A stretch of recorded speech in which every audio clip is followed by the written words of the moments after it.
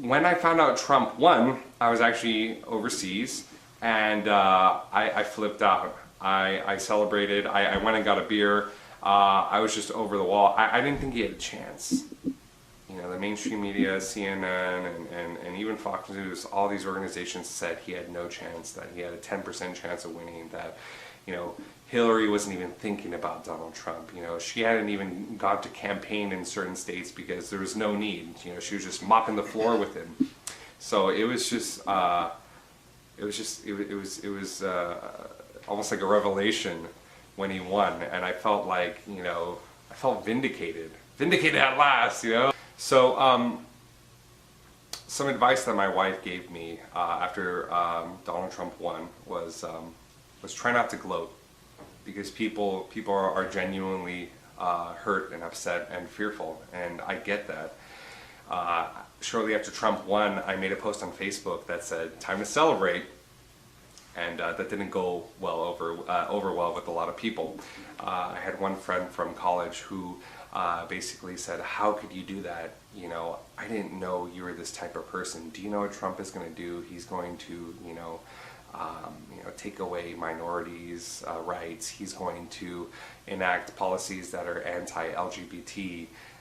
And you know, how could you do this? You're such a horrible person. And you know what? I don't think I can be friends with you anymore." And he unfriended me, and I was pretty blown away. I was pretty hurt, because I thought to myself, "Wow, man, you know, don't you know who I am? I'm still the same person. Like, you know, I'm not racist. I'm not sexist. I'm not a homophobe. Like, that's just not who I am. I haven't changed." And so I was really hurt and taken aback by that. I had a few cousins that came to my defense, but that didn't really help. At least I knew I wasn't crazy, but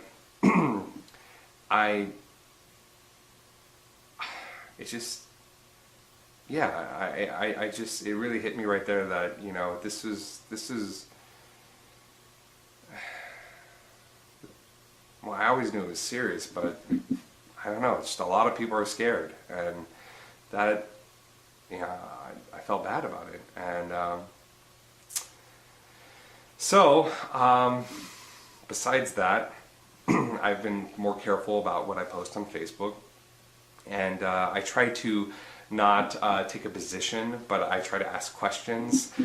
For instance, at the inauguration yesterday, there were a lot of anti-Trumpers and liberals that were protesting, right? That were marching and protesting. Well, at one of the Starbucks in Washington, D.C., they started, you know, breaking the windows and looting and setting things on fire. And CNN had posted video of this, and I shared it on my wall, and I said, "Love Trump's hate," right? Just kind of posing questions that, you know, may point out the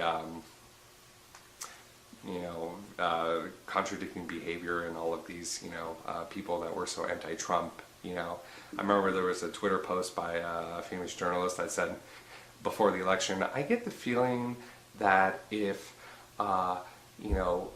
Hillary loses, that Hillary supporters will be very sad, but if Trump loses, you know, the Trump supporters will be very angry." And it's like, well, no, that hasn't been the case. Like, many pro-Hillary supporters are very angry now, and so I thought that was interesting. As far as my family goes, I have tried to tell my mom and dad in a loving way, "I'm still your same son. I'm still the same respectful son that you raised, and I'm not any different. I still try to treat everybody I know with love and respect, regardless of how they treat me, because that's how I want to be treated." And they've kind of calmed down a little bit. They've kind of accepted that I voted for Trump. And it hasn't been too much of an issue. But my mom has said, "Let's not talk about it." So I know to really be careful when talking about Trump's presidency around my parents.